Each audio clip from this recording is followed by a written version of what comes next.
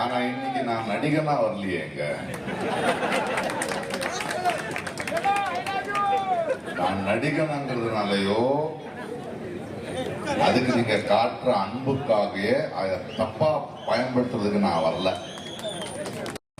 கொஞ்சம் திறமை இருந்தது, அதை வளர்த்தது நீங்க.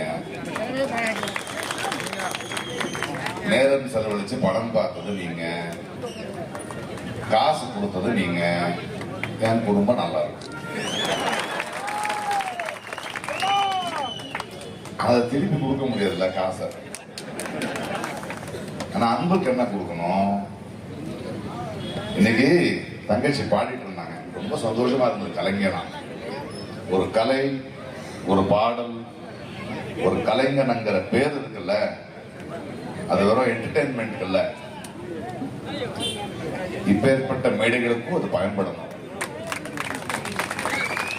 ஒரு கலைஞனுங்கிறவன் ஒரு சமுதாயத்தினால உருவாக்கப்பட்டவர் தான் வரணும்.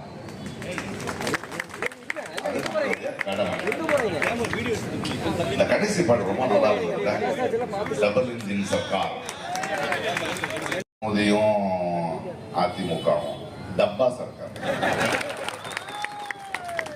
ஏன்னா என்ஜின் அங்க இருக்கு, அவர் தான் ஸ்டேஷன் மாஸ்டரும், எல்லாத்தையும் அவர் தான் ஒரு ஸ்டேஷனுக்கு போறதில்ல. இந்த டப்பாக்கள் தான் இங்க இருக்கு. அதை பத்தி ரொம்ப கேர்ஃபுல்லா இருக்கும்.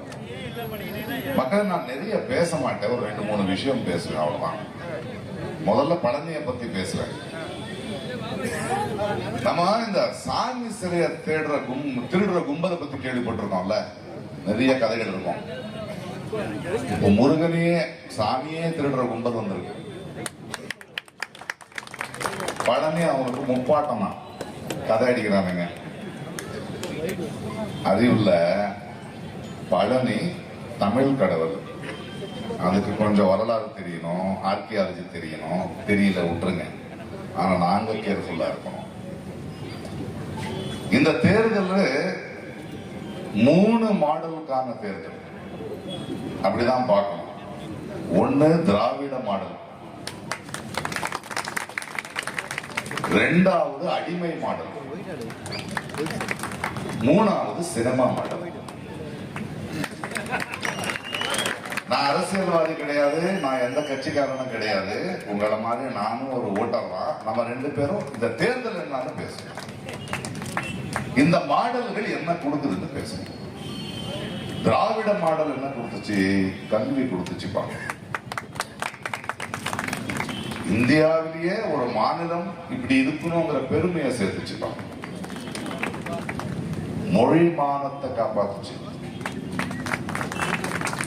இப்ப இனம் மானத்தை காப்பாத்துறதுக்கு போராடும். இது திராவிட மாடல். அடிமை மாடல் என்ன? நம்ம தன்மானத்தை, சுயமரியாதையை தூக்கிட்டு போய் மோதி கால் கிட வைக்கும்.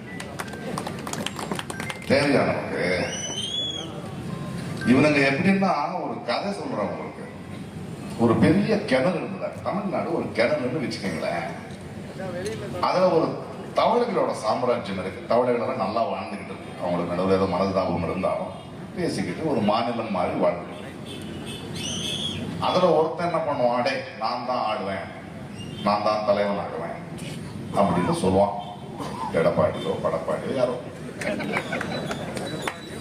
அல்ல விஜயோ யாரோ. அப்ப தவளைகள் என்ன சொல்லுது, அப்பப்பா அப்படியெல்லாம் திடீர்னு ஆயிட முடியாதுயா, இங்க வந்து நீ இந்த தவளையோட இந்த கிணறு இருக்குல்ல, அதை பத்தி உனக்கு என்ன தெரியும்? இதோடைய தன்மானத்தை காப்பாத்துறதுக்கு என்ன பண்ணுவேன், எங்களை காப்பாத்துறதுக்கு என்ன பண்ணுவேன், கல்வி என்ன தருவேன், அதெல்லாம் சொன்னதுக்கு அப்புறம் நாங்க தேர்ந்து அல்ல முடியாது, நான் ஆயிடுவேன். அப்படியெல்லாம் ஆயிட முடியாதுயா, கொஞ்சம் உளுந்தாதான் அடிப்பட்டாதான் தெரியும். இல்ல இல்ல கோவிச்சுக்கிட்டு வெளியே போயிடுச்சு. அந்த வெளியே போகும்போது ஒரே ஒரு ஓட்டை இருக்கும், அது தவளைகளுக்கு மட்டும்தான் தெரியும். உள்ள வர்றதுக்கும் வெளியே போகும்.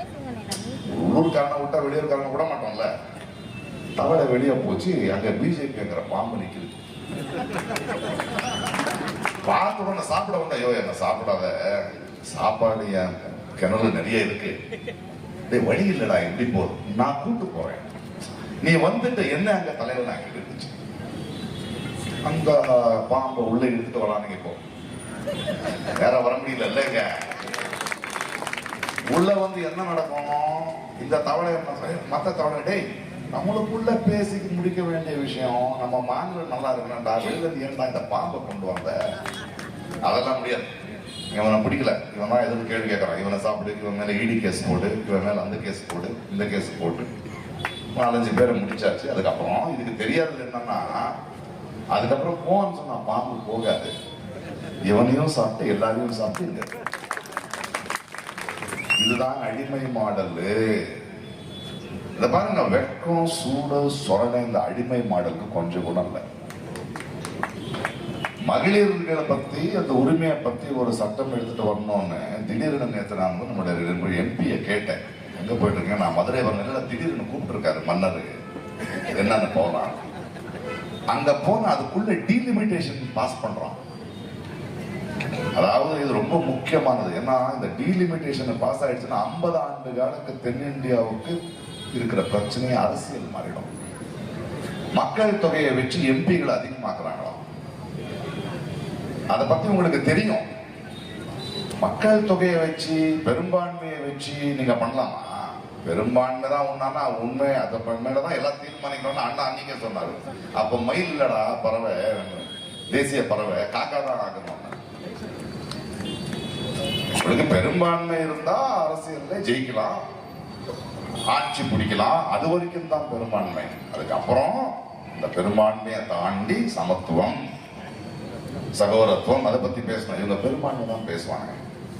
நான் எதுக்கு சூடு சொரணை இல்லாம பேசுறேன்னா, இந்த எடப்பாடியோ இந்த மத்த கட்சிகள் இருக்காங்கல்ல, இந்த அடிமை மாடல் தமிழ்நாட்டுக்கு துரோகம் நடந்துகிட்டு இருக்கு. தேர்தல் நேரத்துல எவ்வளவு தைரியம் இருந்தா அவன் பண்ணுவான், வாய மூடிக்கிட்டு நிக்கிறாங்க பாருங்க. இந்த மாடல் நமக்கு தேவையா? இந்த மாடல் நமக்கு தேவையா?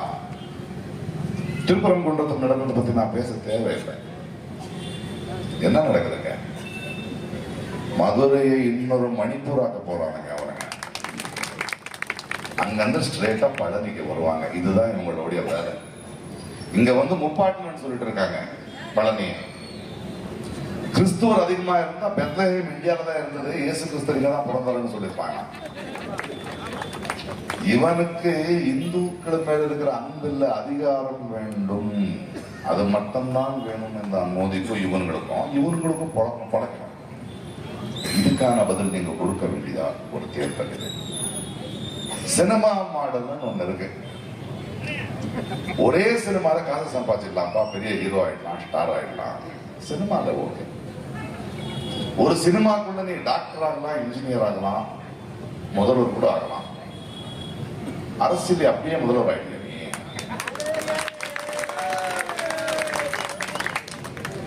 யாரு அரசியல் பேசணும்? என் அளவுக்கு அரசியல் பேசிருக்கியாப்பா நீ? இத்தனை வருடங்கள்ல தமிழ்நாட்டுக்கோ மக்களுக்கோ மொழிக்கோ தன்மானத்துக்கோ பிரச்சனை வந்திருக்கும் போது வந்து நின்று இருக்கியா? உன்னுடைய உங்களுடைய உங்க மேல மக்கள் வச்சிருக்கிற நட்பு, அன்பு, திறமைக்கு அரசியலுக்கு இல்லை. அதை பயன்படுத்துறீங்க. வெயில்ல கியூ நின்று கட் அவுட்டை போட்டு டிக்கெட்டை போட்டு வீட்டை பத்தி யோசிக்காம வேலையை விட்டு காட்டின அன்பை இப்போ அரசியல் வரணும்னு அதுக்கு பயன்படுத்துவீங்களா? இந்த பாருங்க, நடிகனுக்கு ரொம்ப பிடிச்சா 3 வருடம் தொண்டையில விட்டு விசில் அடிக்கலாம், நாட கொடுக்க முடியாது.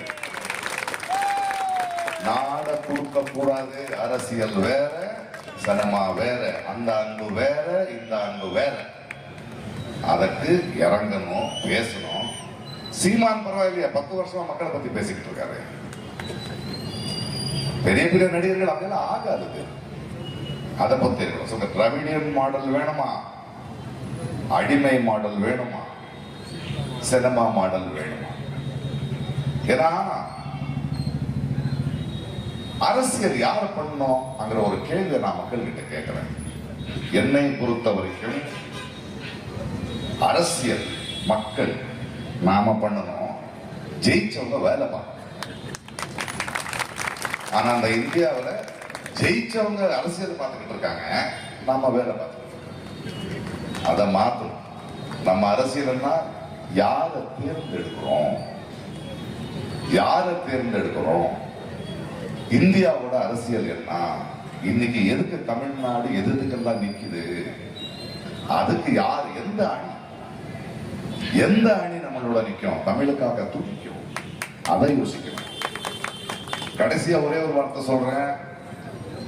இது ஏதோ அதிமுக அணிக்கும் டிஎம்கே அணிக்கும் நடக்கிற தேர்தலா இல்ல. விஜய் சொல்ற மாதிரி டிவிகேக்கோ டிஎம்கேக்கோ நடக்கிற தேர்தலா இல்ல. இது ஒற்றுமைக்கும் பிரிவினைக்கும் நடுவுங்க. ஒற்றுமைக்கும் பிரிவினைக்கும் நடக்கிற தேர்தல். தமிழ்நாட்டு மக்கள், தமிழ்நாடு எப்பவுமே இந்தியாவுக்கு ஒரு மாடல் தான் நின்று இருக்கு. எதை திணிக்கும் போது இந்தியை திணிக்கிட்டோம், நீட்டு திணிக்கிட்டோம், எதிர்த்து நிக்கணும். இன்னும் வலுவா நிக்கணும்னா எந்த அணிக்கு ஓட்டு போடணும்னு நீங்க தான் முடிவெடுக்கணும். அரசியல் மக்களான நாங்க செய்ய வேண்டிய நிலைமை வந்தாச்சு. ஒற்றுமையா பிரிவினையா? நல்லது நடக்கும். தேங்க்யூ.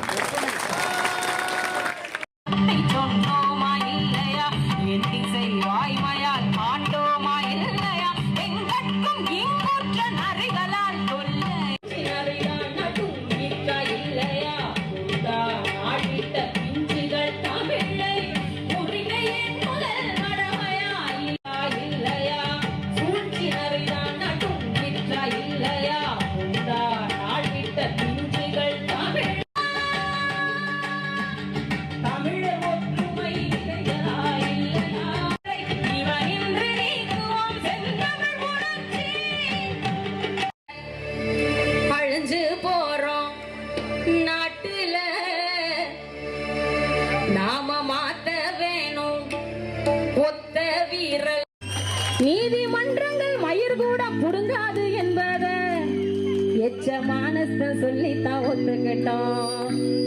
நீதிமன்றங்கள் மயிர் பாதுகாப்புன்னா என்னன்னு பார்த்துக்கிட்டோம். எங்கெந்த செய்திகள் நடந்தது அப்போதான் பல அமைச்சர்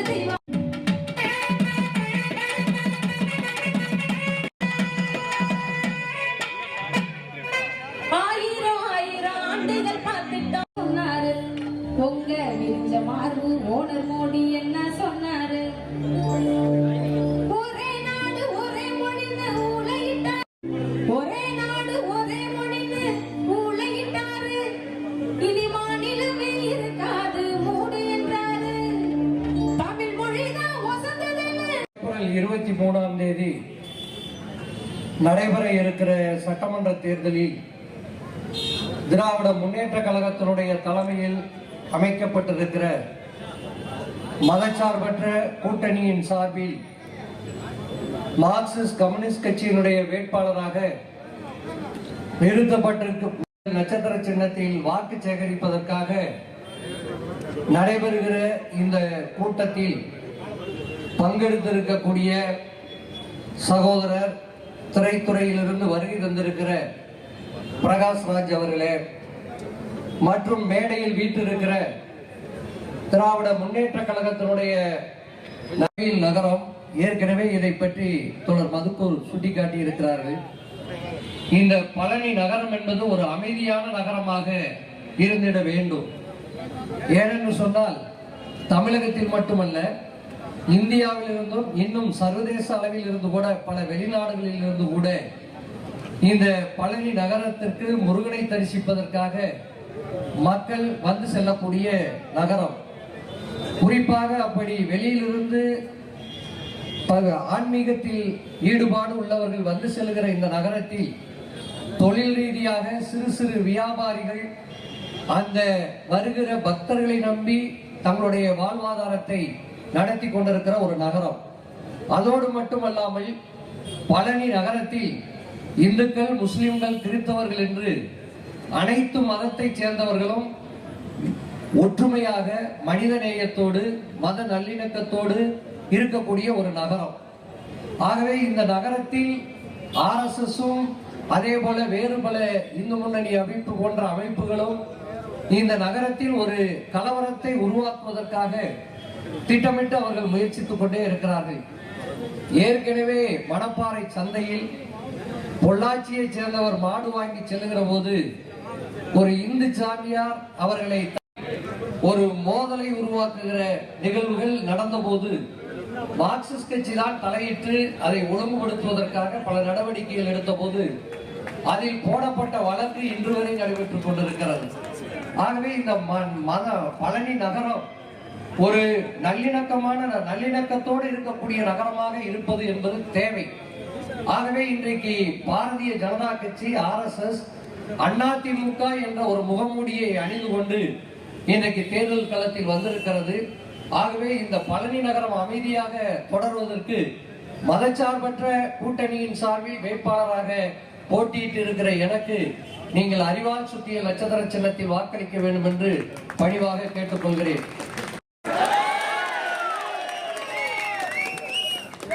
ஆனா இன்னைக்கு நான் நடிகனா வரலையே.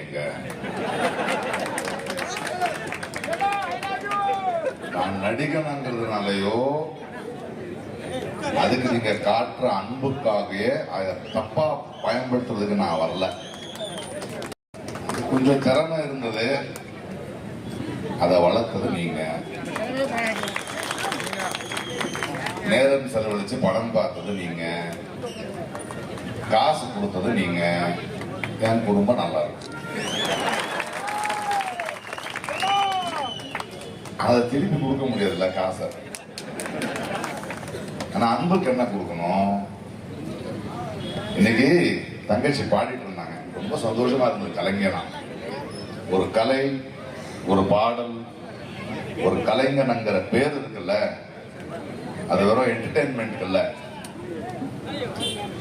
இப்பேற்பட்ட மேடைகளுக்கும் அது பயன்படணும். ஒரு கலைஞனுங்கிறவன் ஒரு சமுதாயத்தினால உருவாக்கப்பட்டவர். ஆனா இன்னைக்கு நான்